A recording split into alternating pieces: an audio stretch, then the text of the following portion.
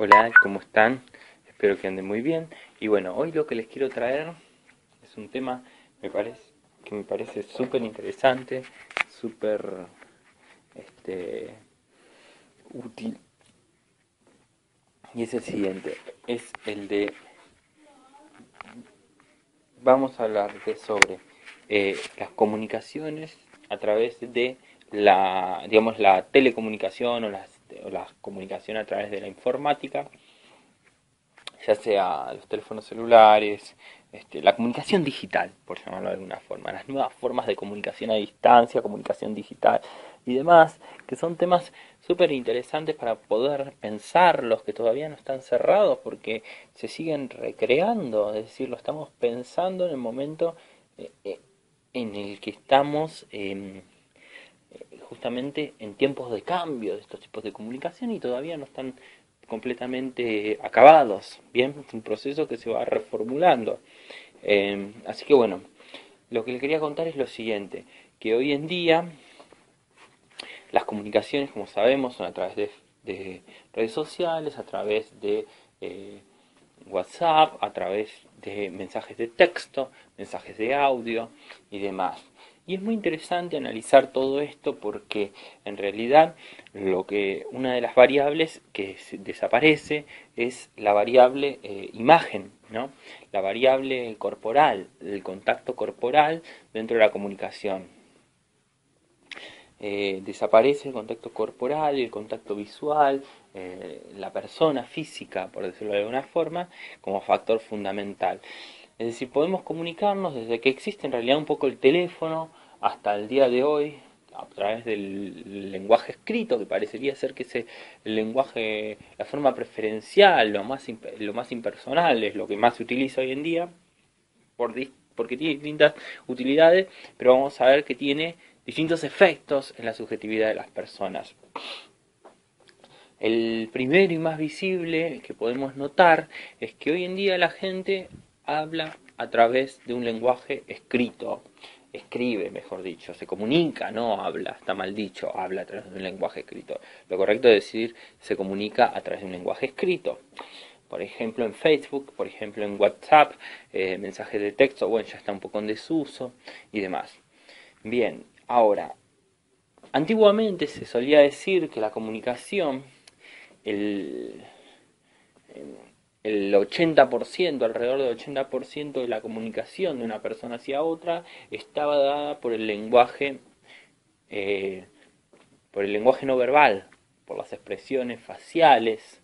Hay un artículo muy interesante, un artículo, hay estudios muy interesantes de Paul Ekman, un psicólogo norteamericano, que estudia las microexpresiones faciales, encuentra expresiones a nivel universal que denotan cierto tipo de emocionalidad en las personas. Entonces, por ejemplo, personas que están alegres tienen el misma expresión facial independientemente del país en que se encuentren. No hay variables culturales en esas expresiones, de esas emociones básicas. Bien, Paul Ekman creo que diferenció alrededor de 5. Estaba la ira, el amor, o la alegría, perdón, el miedo, etcétera. Bien, bueno, estas son universales. En todo el mundo todas las personas las expresan igual. Bien, ahora, a la hora de expresar con la cara eso entraría dentro de lo que es el lenguaje corporal. Bien, después tenemos las expresiones con la mano, podemos encontrar desde la dilatación de las pupilas en la otra persona. Cuando se dilatan, generalmente la persona está más atenta, ¿no? O se cierran, ¿no? Como haciendo foco, mejor dicho. ¿Qué más? La orientación del rostro y demás cosas que hacen a la comunicación no verbal. Ahora, todo esto representaba, según la gente que estudia comunicación, un 80% aproximadamente de la comunicación. Bien, perfecto. Ese 80% de la comunicación ya en la comunicación escrita no lo tenemos. Bien, es decir, no podemos acceder a una gran información que nos dé principalmente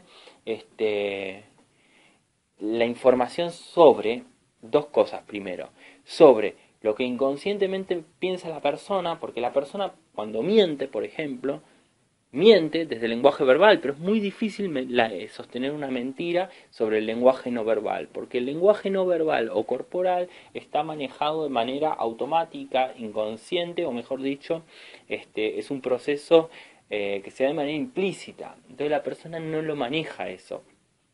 Personas que estudian teatro, oratoria, sí lo manejan, lo aprenden a manejar. Esa parte inconsciente empiezan a acceder de manera voluntaria y a controlarlo, pero el promedio de la gente no. Bien, entonces, por ejemplo, esa información se nos escapa, la información de las emociones, la información, digamos, eh, de lo que la persona quizás no conscientemente quiere decir, pero inconscientemente comunica. Por ejemplo, alguien que escribe en Facebook tengo ganas de trabajar, significa tengo ganas de trabajar, que está motivado. Ahora, si la misma persona dice tengo ganas de trabajar y está encorvada y tiene ojeras que le cortan la cara y la marca de la almohada en la cara y también los párpados le pesan, entonces esa persona está diciendo otra cosa. Bueno, desde la comunicación escrita uno ya no lo puede ver eso, lo pierde esa información, esa riqueza de esa información. Entonces la pregunta que cabe es, si uno cuando lee interpreta igual, ¿de dónde está sacando esa información que ya no está en el 80%? ¿No? ¿Cómo la completa? ¿Cómo llega a ser un juicio solamente a través de las palabras, sin emocionalidad, sin emoción puesta ahí, sin lenguaje corporal puesto ahí, sin entonación puesto ahí, sin contexto, porque no sé bajo qué contexto lo está escribiendo eso? ¿Qué lo escribe? ¿En una plaza, en la casa, encerrado, en una casa escondido, en un búnker todo oscuro? ¿Lo escribe desde su trabajo? ¿Lo escribe desde... junto con amigos, estaba solo? Toda esa información la perdí, no la tengo. Entonces, ¿cómo llego yo como espectador o como persona, como el receptor, mejor dicho, de la comunicación, a emitir un juicio? Y eso es muy interesante, porque acá lo que se deduce es que en realidad para emitir un juicio, el que está poniendo el resto de esa comunicación y está rellenando ese 80% que yo ya no lo tengo.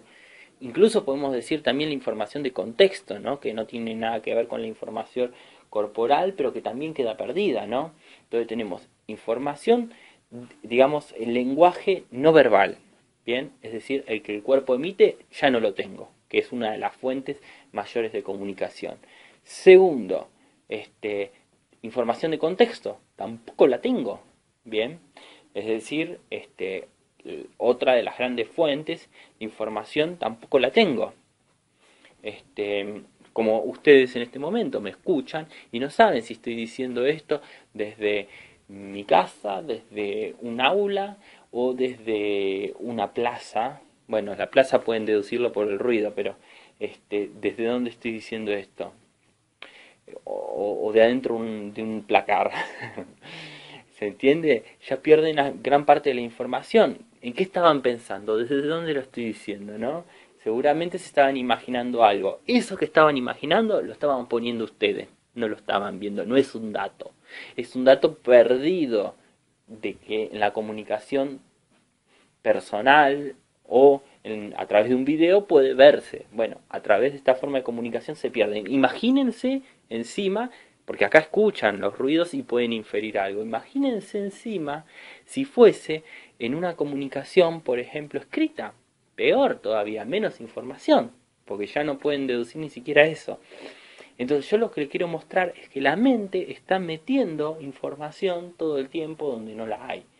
Y cuanto más pobre es la comunicación, más cantidad tiene que inferir nuestra mente como receptores, tiene que inferir y adjudicar para poder interpretar. Bien, por lo tanto es mayor el sesgo. Bien, entonces cuando uno interpreta algo a través de un medio de comunicación, un WhatsApp, un Facebook, por ejemplo, tiene que estar atento no solo a lo que escribe el otro, ¿no? Sino también a lo que uno agrega ahí. Bien.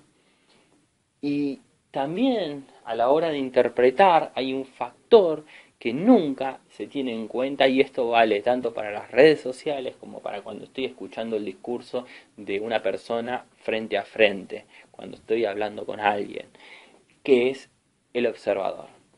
El observador está sintiendo y experimentando emociones propias y ya venía sintiéndose de una forma, y en función de eso va a leer el discurso también. No es solamente que interpreta lo que el otro hace en estado puro, le está agregando cosas a través de cómo se siente y cómo está pensando en ese momento.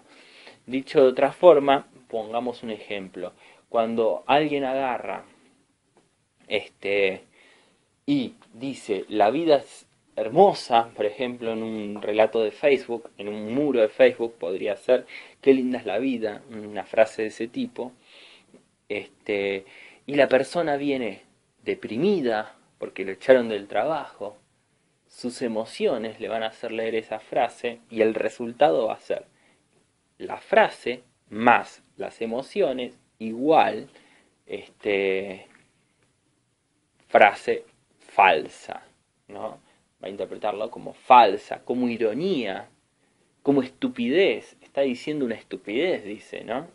Esta persona. Es decir, se podría incluso escribir matemáticamente, donde tenemos dos términos. Por un lado, lo que la otra persona dice, hace y demás, lo que la persona escribió objetivamente, pero por otro lado, lo que nosotros le estamos agregando a eso, ¿no? Cómo nos sentimos, nuestra variable como observadores, como oyentes de esa comunicación. Bien, nuestra experiencia previa también influye a la hora de leer lo que el otro hace. Y el resultado va a ser la conjunción de esos dos factores. Es más, nosotros como oyentes estamos poniendo quizás más cosas que las que el hablante nos da a nosotros. Bien, y por esa razón es que podemos seguir interpretando con cada vez menos términos y con menos información, porque no la necesitamos en rigor. De hecho, hoy en día se estila a escribir en los muros de Facebook una frasecita de 2 palabras, como qué linda la vida, cada vez todo va mejor, o estoy inventando, pero frases de ese estilo que no tienen ni 4 palabras, y con eso alcanza. ¿Por qué alcanza? Bueno, por esto que les cuento, porque el oyente, el observador, el receptor en última instancia, es el que pone mayor cantidad de información para interpretar. Su mente completa todo eso. Entonces, no hace falta gran cosa. Con pocas palabras puede agarrar y llegar a un juicio. Bien, ahora, imagínense qué tipo de juicios vamos a llegar. Completamente subjetivos, bien, completamente distorsionados. ¿Y a qué voy con todo esto? Que en esta sociedad, hoy en día, estamos viviendo una época donde las personas no hacen más que dialogar consigo mismas, no se encuentran más de lo que ya saben en los otros, en el encuentro con el otro, encuentros pobres de subjetividades. ¿Por qué son encuentros pobres de personas? Porque cada vez tenemos más conexiones y sin embargo todas se nos vuelven iguales. Poca riqueza tienen entre una persona u otra persona que hablamos a través de una red social o a través de Facebook. No hay gran diferencia, no hay subjetividades, no hay diferencias.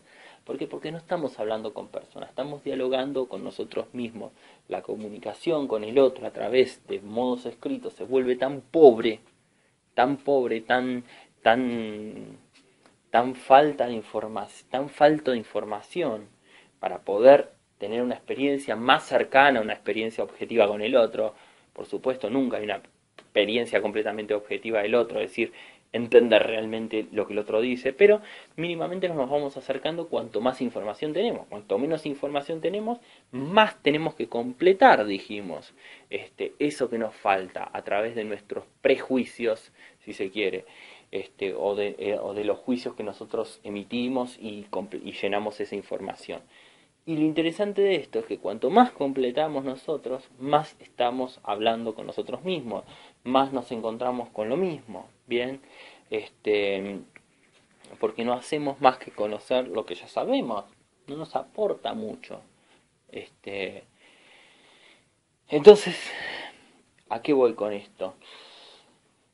Voy a lo siguiente, que cada vez, por un lado entonces, para redondear un poco el tema y no hacerlo hiper extenso, cada vez la información que se maneja es más escrita y eso tiene una gran pérdida, conlleva, que es la pérdida del encuentro con el otro. Bien, eso por un lado. ¿Qué es lo que, por qué se perdió? Bueno, explicándolo en forma dentro de lo que es la comunicación, podemos explicarlo de la siguiente forma, que gran parte de lo que permite conectar con otra persona, que en última instancia es comunicarte con otra persona, es el lenguaje corporal, el contexto, ¿no? Esto que decía Mijael Bastín, ¿no? La esfera discursiva, el contexto. Este, y el lenguaje corporal está en las expresiones, es donde se transmite la emocionalidad, en el timbre, en el tono de voz, ¿no? Y todo esto está perdido en el lenguaje escrito de la comunicación, ¿no? Entonces, al perder todo esto, perdemos la posibilidad de comunicarnos con el otro, terminamos comunicándonos con nosotros mismos a través de un proceso de inferencias constantes que hacemos sobre una pequeña frase que puede escribir el otro, sobre el texto que el otro escribe y terminamos por no conectar con la otra persona. Y en última instancia todas las relaciones a través de redes se vuelven más o menos homogéneas y poco diferenciadas en tanto experiencia con el otro, ¿no? En tanto vivir una experiencia diferente con esa persona. Así que nada, le quería comentar esto, me pareció interesante, lo venía pensando hace un rato en el camino, para ponerlos en contexto, en el camino hasta mi casa, en mi casa, y nada, me pareció que estaba bueno para reflexionar un poco algo más contemporáneo, y de lo que vivimos, ¿no? Así que, bueno, espero que les guste y si tienen ganas de comentar algo, hacerle una reflexión, pueden hacerlo ahí abajo y será bienvenido. Nos vemos en un próximo audio o video.